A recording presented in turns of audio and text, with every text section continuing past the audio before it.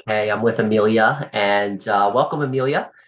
This is the art of inclusive conversation. So we really just dive in with just how are you arriving? What are you feeling? And you told me a a beautiful story about what happened with your son yesterday. That he was doing drama, and I'm all about that. I love to hear that kids are participating in something creative. But yeah, I'll just have you repeat what you just told me. How are you arriving? What are you bringing? You talked about appreciation, just being grateful. So I'll let you go ahead.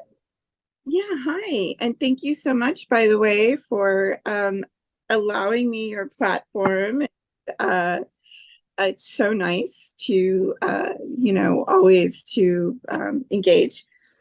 Um, yeah, my son, he did a wonderful performance last night at his school. He's very interested in theater, and he has been all along. So he had his first line in the school play about awareness. Hmm. Uh, the uh, uh, it was a Hawaiian themed, Hmm. and it was really cute. That's great. He had the first line you said. Oh yeah, he said Mhm. sea turtles are cute and they're really cool, and it was just I just felt really blessed Mhm. that we're together, and we've made it through so much, Yes. and it sort of made me emotional a little bit because he's doing so well. Yeah. Yeah, absolutely.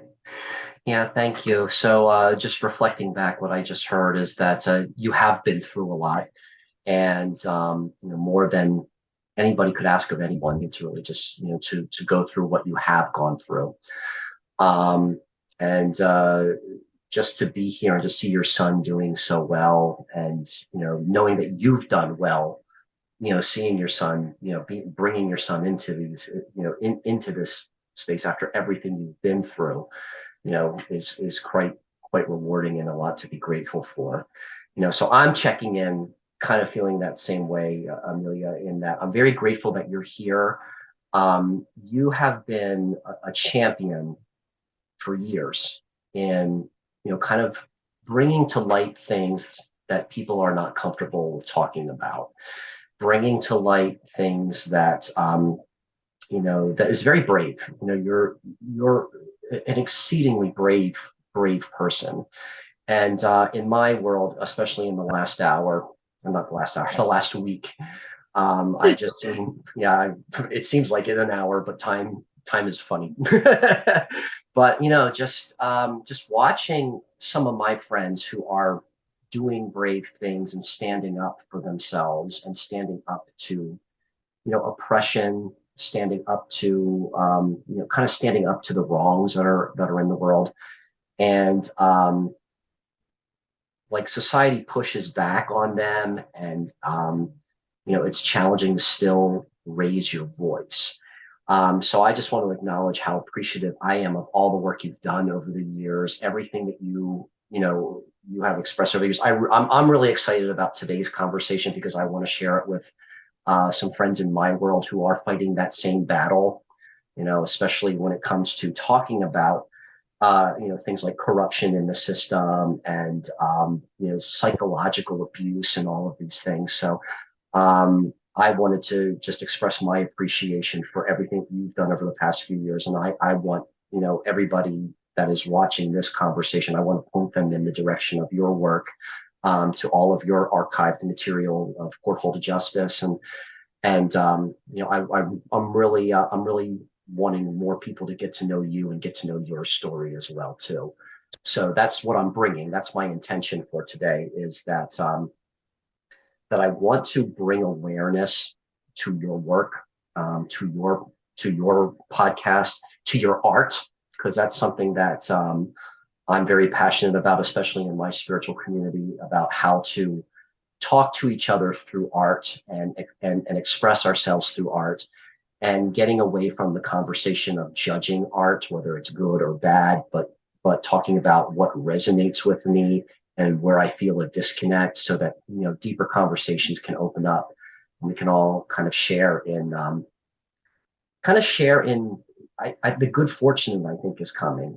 I feel like we've been oppressed by so long by like a hierarchy, by like a patriarchy that's been keeping us from expressing ourselves honestly, from speaking our truths. And I feel the more we open up and the more we're able to to deepen that trust, we can change things like the financial system or the government or any of those societal structures. So yeah, so I'm arriving feeling excited, grateful, maybe even a little. I wouldn't say scared, but I want to I want to talk about things that are uncomfortable that people avoid talking about. So we'll see where this goes. Okay, well, thank you so much for the Karmic Margin Call Project, for one, because the Karmic Margin Call Project really afforded me personally, um, it empowered me, Mhm, to really put my views out there, and what I was trying to achieve in mhm, a really effective manner. And I think with the portal to justice, when early on, there's like an evolution that's mhm, involved, and it's very organic, and people can kind of watch it online as it evolves everything into Orchid Freak, Feel Unique, and social media news network, and they can engage with the things that I've had to overcome, and it's very real time. mhm, mhm, uh you know Everybody is sort of has a personal stake as well as myself, because I felt a really real threat to my son and I. So that was one of the motivating factors to go public, but also the children were a major factor. And I felt that, at the time my son was being trafficked, and I felt, well, if I'm going to go public, then I'm going to go public for all children. And that was sort of the premise, and the concept, until and my case closed in 2015 with CPS, and that is how many years ago. you know and I've evolved. Yeah, 7 years. So, and I've evolved quite a bit. If you can imagine, I've relocated from my hometown of Los Angeles to Texas, and I've started Orchid Freak, Feel Unique, which is another sort of platform to empower transitioning youth, mostly female. I'm not, or I'm not. I'm open to all, but um, yeah, to empower um, transitioning youth. And the key is that I'm sort of blazing a trail, and I as I'm going along, I am providing them real resources and tools that they can empower themselves when they're going through the court system, when they're coming out of foster care system. And I can also lead by example, by showing them that they can overcome and also create, a life for themselves, whether that's going to college or becoming an entrepreneur. So that's, yeah. What I'm hearing is that you have these wealth of resources, this wealth of knowledge, that you can use to help people, women especially, kind of understand the system, understand the situation they're in, and what resources are out there. Where is there, where are people who are genuine, that really want to help. Because one of the things that I noticed listening to your podcast over the years is that there are good people. There are really good people who are willing to help, and that that are willing to share resources and and point you in the right direction of resources. So that's one of the things that I've learned throughout the years as well too, is that people like you and me, we're under a lot of censorship. We're under a lot of, there's a lot of red tape. There's a lot of limitations to who we can reach, but there really are good people, and it's just a matter of continuing to deepen the relationships with the good people who are in this world, and sharing those stories. What I also wanted to reflect back as well too, was that anyone watching this, anyone who is making art to help bring to light, some of the power struggles, or some of the really, well, we'll call it the underbelly of what's going on in the world. All of that is redeemable hours in the Karmic Margin Call Project Time Bank. I just had a conversation a couple of days ago with Amy Camo, who I met through you, because she listened to one of your podcasts that I was a guest on as well too. So we had a very good conversation about the experience of being homeless. So anything that's dedicated to bringing awareness, creating art, helping point people in the right direction of resources, all of that is redeemable hours in this time bank. So it's kind of like you're giving a service just by watching this, so that you can redeem that. You can receive services by others in our network. So that's something I felt was important to kind of put a footnote in here as well. And as we're all educating ourselves about how that ties into power and the money system and all of that, we can change the financial system. But I just wanted to plant that seed, as we're talking about that. So I want you to catch up with everything that you had just said, and everything that I just reflected. And I'm going to let you guide the next part of the conversation by asking me a question, Amelia. And don't worry if it takes a while to think about, because we're not in a rush. Sure. Okay. What, you know, what kind of brings you into the fold? Like, what dynamic really drew you in? I'm curious, from my perspective, into my my sort of field Mhm, online. What mhm, drew you into, I started out with, I had a personal stake in Human 2020. I had started with Human 2020.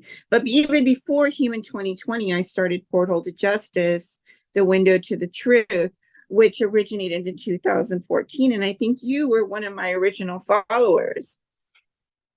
So I'm just curious, what drew you into my community personally? Yeah, no, that's a great question, and actually, it's a long story. But what originally drew me to you was that I was following another person's community, that I felt was being built up by kind of like the real powers that be. So I mean, I don't need to mention her name, but she was someone that caused a little bit of a conflict, not just with you, but with a lot of other people.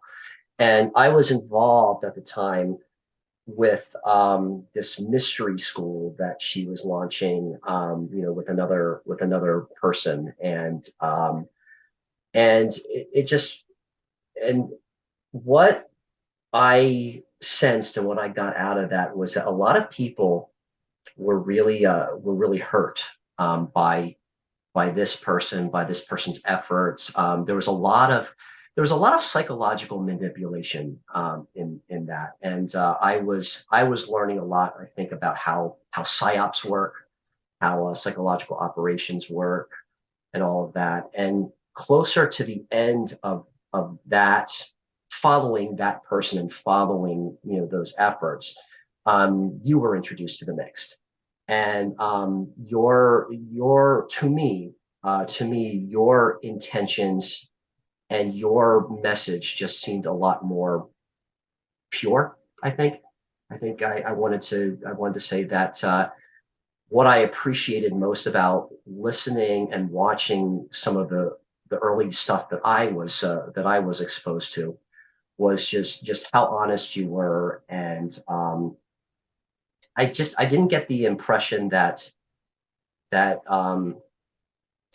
I got the impression that you've seen a lot of shady stuff, and you keep becoming a better person through it. Where Yeah, yeah, exactly. like something, if you don't mind, I apologize for interrupting. It's just going to Yeah. enter quickly, but it's organically happening and unfolding before you. A lot of my blogs in real time. So when I encounter this stuff, you're encountering it with me, basically. I just, I'm sorry for interrupting. Yeah, no, not a problem. Yeah, and yeah, so as I learned more about you and as I learned to communicate more with you, I felt like I felt like there was more of an integrity there. Like I felt like we were wanting the same things. Where I felt like, in these other experiences, there was this like a lot of people in that community were just putting each other down. I mean, I had a man, who is probably high up in that hierarchy of power, try to convince me that I was worthless, that what I'm trying to offer or how I'm trying to communicate was pretty much worthless, and that I'll never be happy, trying to communicate with the rest of this group. And they basically kicked me out. They basically shoved me and kicked me out of it just for just for interacting, just for wanting to deepen the conversation. Well, if I just want to interject. There's many different modalities of empowering others and healing others, and very respectfully. A lot of them are so beautiful and work in so many different ways. Um, but there's this culture online where there's this hacking, and there is this really prying sort of back into your past, and getting together your past acquaintances and people that knew you and have their own motivations. They all come together to to basically hold you hostage. Think about that for a minute. Hold you hostage to a time in your life where maybe you were 20 years old, or you were experimenting and socializing in life, at a very formative time in your life. um our brains do not fully develop until we're in our 20s. Our brains are still actually growing and developing. So, and I think a lot of people overlook that, especially when it comes to all these cultural influences. So it's just really interesting how, they can build like this, an entire, conglomerate of, or in a culture around that, of literally, the threat of destroying someone's reputation or character purely based around something they did in their 20s, or in their teens, and sort of hold them hostage to that mindset. And it's very unfortunate, and I see it a lot, and it's a power play. You're right, and I think there is this knowledge that they know that the people, I'll call them whatever you want to call them, the shadow government, or the kind of like the hidden gatekeepers. They know that nobody has, you know everybody has blemishes. Everybody has, some of their stuff that they're working on. And yeah, it makes sense that the easiest place to go to is early life, early development, to find those thumb screws. And yeah, I can definitely relate to that. Definitely relate to that because Yeah. To perpetuate that mentality, and to sort of join forces with that fear-based um, concept, it's really unfortunate. It's holding a lot of people back, a lot of people. So what I've done is I've kind of boldly gone where nobody else is really wanting to go, and that is to, you know, forge forward, completely gray rocking that these people and individuals online, and I'm letting them, say their piece, and project, you know and when we think about, people are projecting a lot of times are projecting their reality onto you. And, they have to keep your name in their mouth because misery loves company. And, honestly, if you have to keep someone's name in your mouth constantly and be contriving all of these stories and trying to triangulate an individual to entrap them and just go out of your way to do that, especially online. And I see this online all the time. Who's really miserable? I'm living my best life over here. I'm doing my dreams. I'm going for it, and I'm trying to empower youth as I go along and really provide them real tools, real resources to empower themselves. Mhm. And it's like they're doing the most. And I just, it's gray rock, and I'm focused. I'm focused on my dreams and what I'm trying to accomplish. And I want everybody to do that because if we all individually do this and we take this on individually and stand in who we are in our character, then there's no stopping us, babe. That's great. Nothing you can't, there's nothing you can't do. And your superpower and my superpower is I'm me, and nobody can take that away from me. And it's, and it's the whole concept of self-agency, especially, in the courts, all of this corruption, and especially when it pertains to targeted individuals. I mentioned this to you the other day when we spoke, about all of these healers that converged onto my timeline when I was Mm. going probably the most horrific time of my life, most vulnerable time of my life. And I'm dyslexic and I'm autistic. I'm on the spectrum, and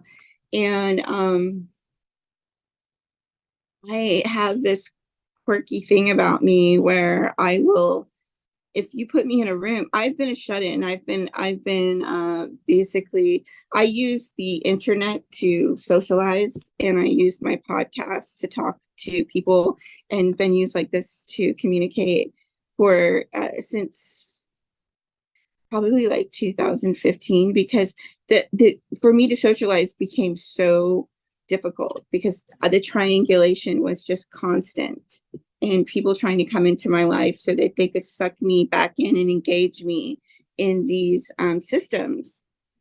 And I really, really wanted to focus on my goals. I knew what I wanted to do when I was 17. I knew what I wanted to do with my life. And I mean, the amount of opposition that I came up against and everything that I had, that I, when I tried to move forward with these things, was just overwhelming. And so this was the only solution that I think of, was to document it publicly. And so other people, mostly my child, I have a 25-year-old um, adult child, and then I have my son as well, and both are gifted. And yeah, and I just want to blaze a trail for other children. If they want to access it, it's all there. All of my advocacy and my research is there, and um, yeah, that's the goal. I forgot what I was talking about. I'm sorry, I'm rambling. No, no, it's all great. I have a question that I'll ask you in a moment, but no, what I'm hearing and why I feel this is really valuable is because there is a community rising, not just here in the States but also in the Netherlands as well, of women who are standing up and blazing that trail as well too. We talked the other day also about my friend Ellen, who went missing for about 5 days, and she's still on the run, and there is a massive smear campaign on her right now as well too. And what I wanted to say, what I wanted to ask is, talking to that community, I'm hoping Ellen will be watching this as well too, but also talking to that community. Can you tell us a little bit about what happened when you were when you were in one of your darkest moments during that event, when all of these healers came at you, how did you get out of it? How did you rise above it? Well, I went inward, and I really looked at myself, and I thought, what's lacking in me that I feel the need to. I'm a my autism makes me, when you throw things at me from all sides, my there's something about it where I will create. If you put me in a room with sticks and you just throw sticks at me, I will create something with those sticks. And I had healers being thrown at me from every direction. And there's a couple things that I'm going to mention here, but I went inward is number one. And I really analyzed who I was and what I wanted to do with my life and how was I going to empower myself with all these resources. I mean, it's not just, healers being thrown at you and attacking you, but you have to understand the system. These healers are a part of the program to a certain extent. There's different levels, okay? When you think like planet, there's a net around the planet. This planet, it's not Gaia, it's not the globe, it's not the universe. We don't think in the universal terms. The universe, there's a whole universe out there that we're not. There's not just an ocean system or a biological system. There's many systems other than just our planet, but it's a planet because it's a 3D. There's a net cast over everything, which is the system. And there's many levels to this, and new levels, new devils. Does that make sense? So at my darkest place, I went inward, and there's so much more inward than there is outward. And I trudged through it. I just boldly trudged through it, and vulnerably, publicly,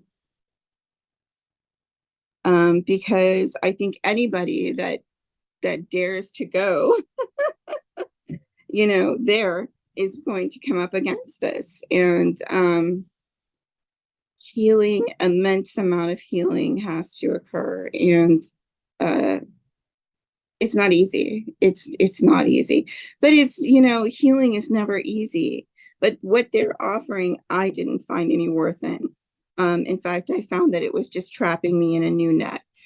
There was religious systems, there was, personal empowerment, there was all of these different modalities that I'm bringing in and I'm absorbing, that are coming at me online from every direction, and I get overstimulated very easy.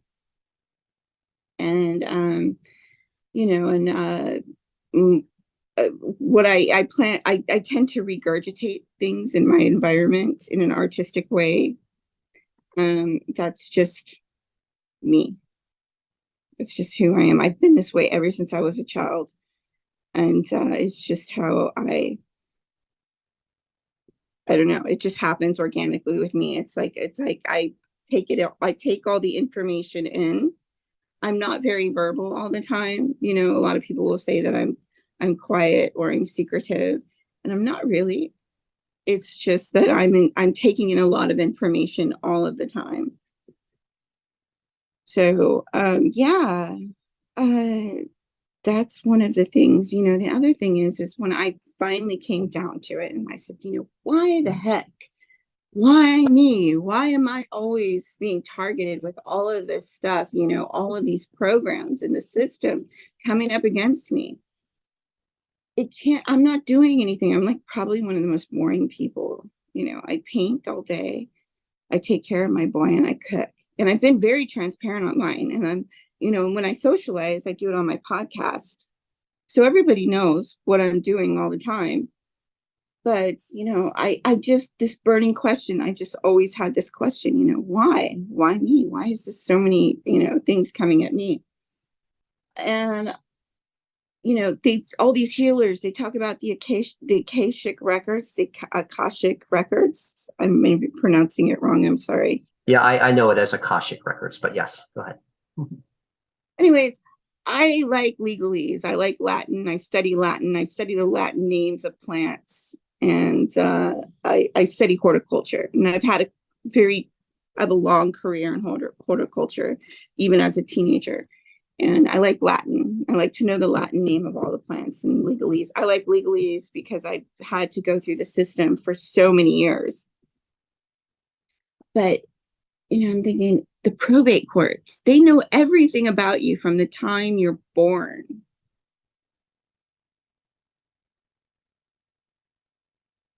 They know more about you than you know about you. Hence, targeted individuals.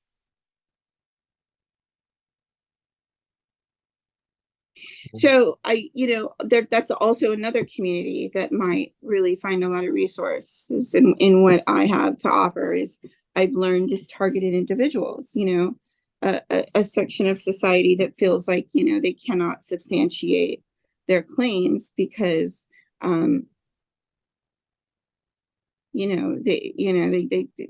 there's no real, real tools or anything. They refer to them, they, who's doing this to you? It's funny.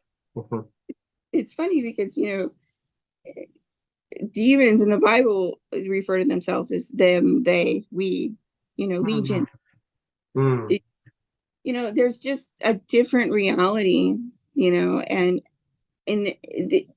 it's a whole different mindset that I've had to adopt on this journey. When it pertains to, the system and how everything works, and it's very inverted and everything is infiltrated. Absolutely everything.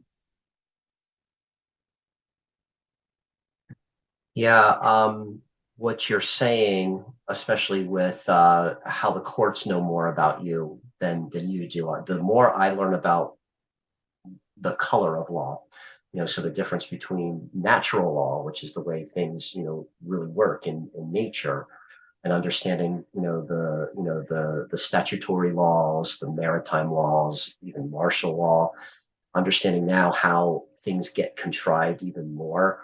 I'm gaining a whole new appreciation for for the difference between being able to claim your sovereignty and claim who you are as a as energy, as a as an as an expressive force, as opposed to authority, or opposed to being in the hierarchy where things are just so contrived and controlled, and very much micromanaged. And I've been learning a whole new appreciation for natural law ever since kind of going down that rabbit hole. But now I'd like you to breathe, catch up to everything you just offered there, and you get to do the next question.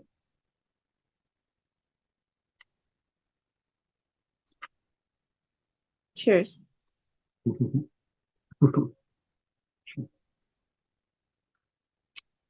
Water.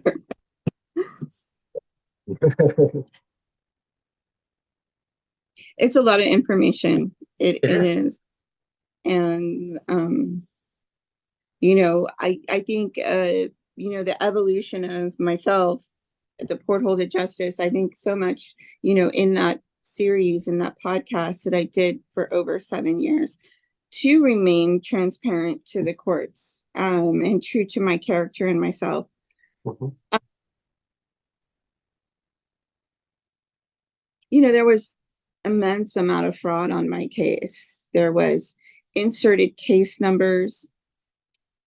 There was an incident where I had mistakenly lost my custody orders, and there was new custody orders that the clerk's office and the clergy had submitted on my case, and they were completely different from the original documents. I mean, it was irrefutable fraud. Because it's so funny, I all of a sudden obtained my original court orders that I had in the original envelope that they mailed me in. They mailed to me in the envelope from the post office, and I recovered them. And it was just so crazy how they tried to, the clerks totally tried to rewrite my entire custody orders on my case. So these are just two things that I can substantiate, and but then there's the thing with the non-governmental aspect of the corruption, which is so indirect online to these victims of the court system. And it's, it starts with these trolls, which you can call them a coven, or you can call them a gang, or you can call them, they're non-governmental agencies that seem to have access to court records and to expose them online and use them against you, almost as if you're having to be re-traumatized and re-exposed to the experience all over again, and bullied basically into human trafficking, prostitution, to be forced into these desperate situations to get your child back out of court, or to close your case. Just these things, these egregious,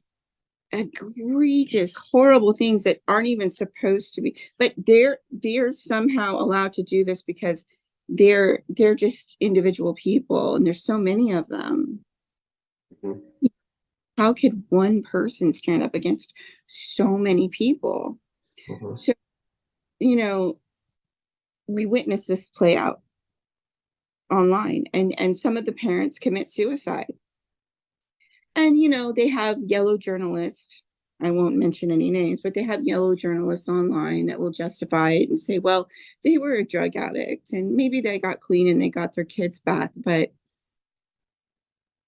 they were always a drug addict, always going to be a drug addict, and they were triggered, and they OD'd.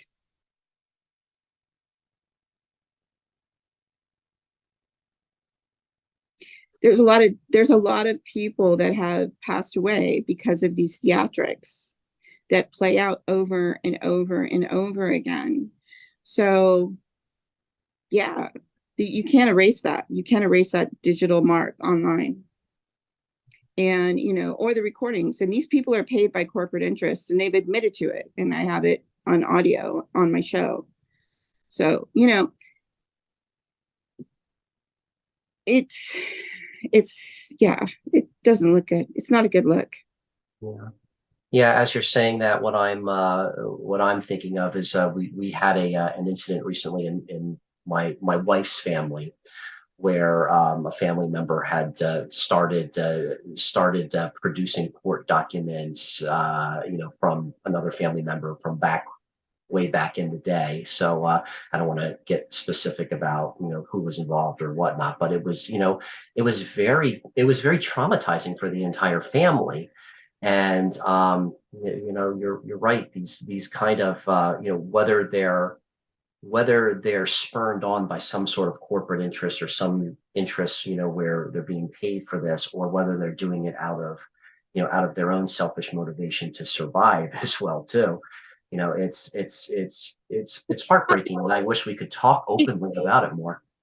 It's very unfortunate if this is the new welfare.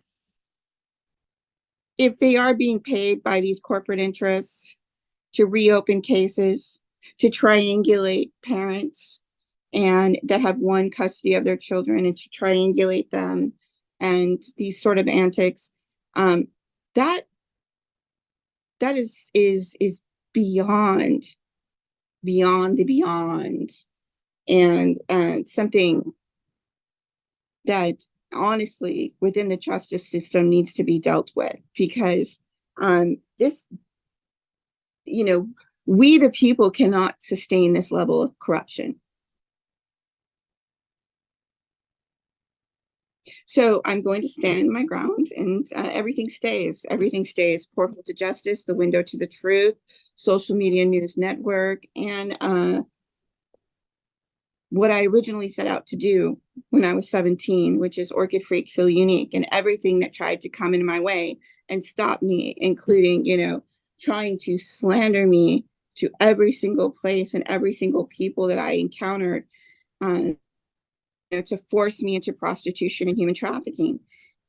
Why would I want to do that when I'm obviously very competent and very talented and skilled?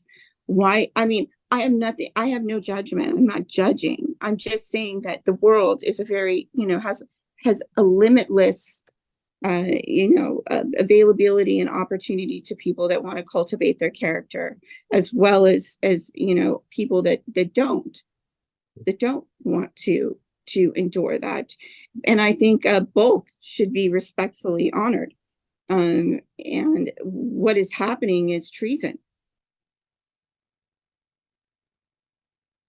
Yeah, what you just said, I wanted to reflect back as well too, is that there's something off and there's something wrong when people who are as talented and as intelligent as you are. I said this to Amy a couple of days ago as well.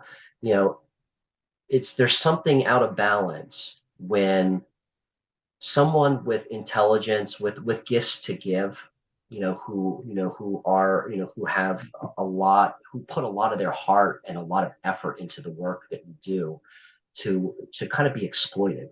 Is really what it comes down to. It's like we're being exploited, for for not turning our brains and our hearts off and just going along with what the corruptive forces want us to be.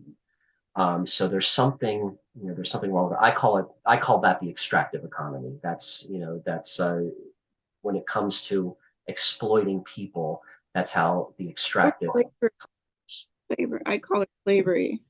Yeah, it is. It is. It is. It's also not just slavery; it's psychological slavery as well. And that's a term that I find people try to shut me down a lot when I say psychological fascism or psychological slavery. They don't even want to talk about it because something. Well, yeah, let's talk about it. Let's talk about psychological warfare, Mhm, or some people call it black magic mhm. or word witchery, where you project, these bullies that have been marginalized and had to succumb to these quote unquote, people that have had to, agree because they don't want, to be slandered. They don't want to be disempowered. They don't want to give up their businesses, their livelihood, they don't want to put themselves in that position. A lot of people have no voice because of this. It's held back humanity. It's held back our evolution. It's held back so much growth and progress, in commerce. So yeah, there's a huge imbalance. And this isn't the natural resonance of the earth or humanity. By far, we could do much better. Absolutely. So I'm going to put the baton into your hand here. And you can ask me a question here, Amelia, and we'll go in a new direction. I Yes. don't know, call me in rare form today because I'm actually quite talkative. Yeah, no, that's good. No, all good stuff. All great stuff that needs to be talked about. So, Really, I hope so. oh yeah. Yeah, this was what I was hoping for. This is what I was hoping would come out. And it's to me, it's a start of a conversation too, because if we're sharing this and people are watching it, I wanted to spark something. It's like, okay, she said something there that we need to explore more. So there's a lot just coming up just in this conversation alone.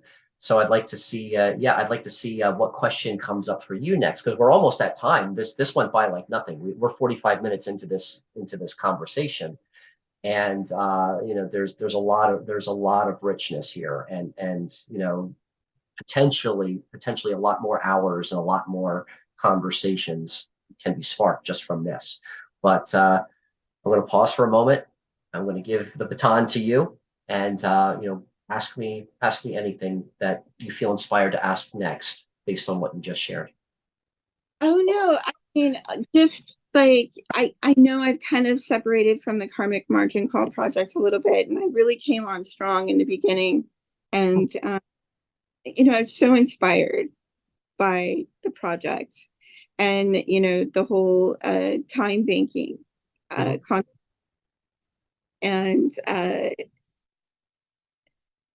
yeah, I really went gung ho in the beginning, and I've kind of tapered off because I focused on Orchid Freak Philly Unique, and I hope I did a good job. I hope I did it justice, and yeah, I just think you're a great person, a really exceptional human being, and I am just really happy to be friends with you and to know someone like you that I can be candid and open with, and talk to like this and have that sounding board, because I feel like a lot of times I feel like I'm on another planet. Like I can't really, be candid and talk to people openly, and feel really heard and understood. And I think that's something really special about you that, is just a really great gift in a friend that I feel very blessed to have. Thank you. I'm touched. And no, there's no right or wrong. There's no doing this better or the other. I mean, there's a cycle. It goes in cycles. And what I hope my message is that every time, like, we talk, or every time you're creating, something for, something with your Orchid Freak brand, or anything you're doing, anytime you're giving of yourself in that way, that has value. And that's what the Karmic Margin Call Project is all about. Because what to me it is, it's understanding the difference between what a market economy is, that is extractive, and that requires you to kind of question yourself, or even go through pain to have value, which is not true in my world. But knowing the difference between that and what is emerging as a regenerative economy, which is also known as a core economy, where our time matters. Our time can be worth more.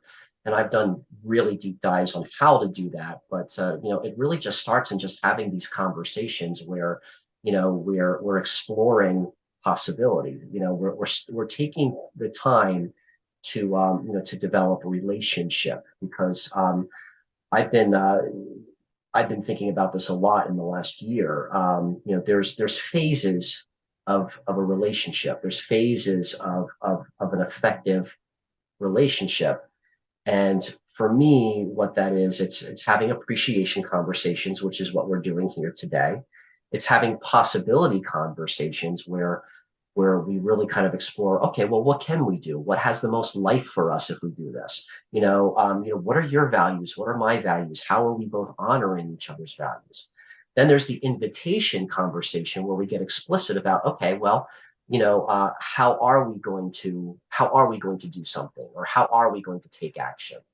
And then there's the dissent conversation, where I think a lot of times relationships fall apart because people don't understand their own emotions. They don't understand the cultural conditioning, the programming. I embrace dissent because it gives me a chance to say, okay, well, what are you feeling? Where did that come from?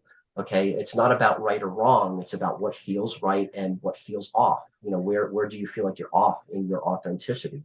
And then there's the responsibility conversation, where it is equal. Things are flowing. There's what we call a kairotic flow to it. Kairos meaning Kairos time, meaning it's living. It's in the moment. As opposed to Chronos time, which is about by the clock. Everything is regimented and everything is micromanaged. And then there's the commitment conversation, where you're doing what you said you were going to do, which in this case, this is a commitment conversation, because we are doing what we're saying we're going to do. We are changing the relationship dynamics by talking like this. We are changing the economy by talking like this. People don't understand that yet. But there's a trail. You left a trail with Porthole to Justice. I'm leaving a trail with the 2x2 algorithm. So for those who something gets sparked, you don't have to take the whole journey. Just take the next step. So now in the extractive economy, which is about hierarchy and power struggle, we tend to do things backwards. Like when you go in for a job, they want a commitment first, and then you have all these responsibilities. And then usually there's a dissent. Like if I'm working for someone and I'm not doing the job that, they think I should be doing, or if they're not being the boss, I think they should be, there's a dissent and then things fall apart. And forget about invitation, possibility, and appreciation, because in power struggle things get things break apart. But this is, yeah, I mean, everything you're doing, Amelia, is perfect. Everything you're doing is perfect, because what is emerging now, with people I've been speaking to, with what's happening in my spiritual community, what's happening in my day-to-day life, is that this emergence of creating art, having the difficult conversations inspired by the art, is what brings us all together. And as we become more trusting of each other, and we take the time to build those trusting relationships, that is what's going to change the financial system and the economy. That's something that I've explored so far, and it's something that, as relationships deepen, people will become more acquainted with the data and how it makes it possible, and how it's possible to really just create $1 million return, within a year or less, by changing the rules of time, changing the rules of finances and time. That's a really deep dive, but that can't happen yet until we continue to deepen a relationship, because we can only get there together. We talked about this the other day. I'm in a lot of conversations now with people who are trying to get it, and they don't understand it yet, and it's the kind of thing where they're trying to manipulate the time banking system. And my approach is just step away, be patient, because it's the kind of thing, is like nobody has all the power. This only works if everybody has the power, if we're passing the power back to each other. I'm learning a lot of new things that have just come up this week about how to create, equity between the state and the commons and the market, which right now the market dominates everything, and it's like a black hole sucking us all in. But the more that kind of power stays in one place, the more it corrupts, and the more we find ourselves in these situations where it's painful and there's power struggle. But Well, we're kind of digging a hole where it's becoming parasitic. It is parasitic, to be frank with you. And we definitely need to be looking into other avenues of, being resourceful. And it begins with us individually. But yeah. My son's going to be home from school soon. yeah, we're almost done. So there's only we have about 5 minutes left, but I usually ask the question at the end. But you've already kind of answered that question throughout. Most conversations start out with who are you and what do you do, which I say that to the end. But I'd like to ask a different question, Amelia. For someone watching this conversation, what would you like to invite them to explore with you? I definitely want to point them in the direction of Orchid Freak. I want to point them in the direction of Social Media News Network. I want to point them in the direction of Porthole to Justice. We'll put links there for all of that. But what would you like to invite someone who might be watching this, getting to know you for the first time? What would you like to explore with them? Well, Porthole to Justice, I started 2014, which is Porthole to Justice, the window to the truth. Mhm. So truth to digest. And it's not easy. But if you can integrate, my thought is if you can integrate as much truth into yourself as possible, you can actually manifest from that your manifest destiny and the depth of who you are. If you have truth, you can heal your mind. If you can heal your mind, your body will heal as well. Your body will follow. And that's done with truth. So there's that. And and a lot of these, things that are operating against us in this reality. You need to know yourself. So that's number one place to start. Porthole to Justice, the window to the truth. And then there's Social Media News Network, which I kind of go along with the daily news and so forth and things, topics. And then there's Orchid Freak Feel Unique, which is premised on I am, which is a spiritual concept as well. And you are uniquely you, and that is your superpower. Is you are you. So so much of this journey has been about who am I, who am I, and usurping self-agency, if you will. So yeah, who are you? It's a good question. To be continued. Yeah, absolutely. And that's awesome. And I want to speak to that there is a lot of truth in that I find a healing, being able to listen and to talk to people about things that are very, very difficult to talk about. Right now I've been reading and I've been learning more and more about the specific techniques on how people are abused and how they're controlled and all of that. It's not easy to learn all of that, but there is a healing by just looking at it and not turning away.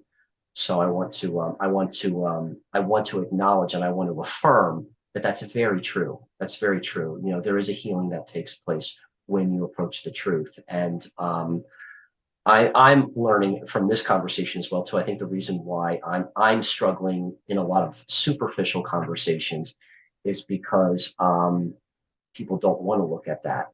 They don't want to acknowledge that. So so this is very inspiring for me today, Amelia. So thank you for this, and to be continued. You're so welcome.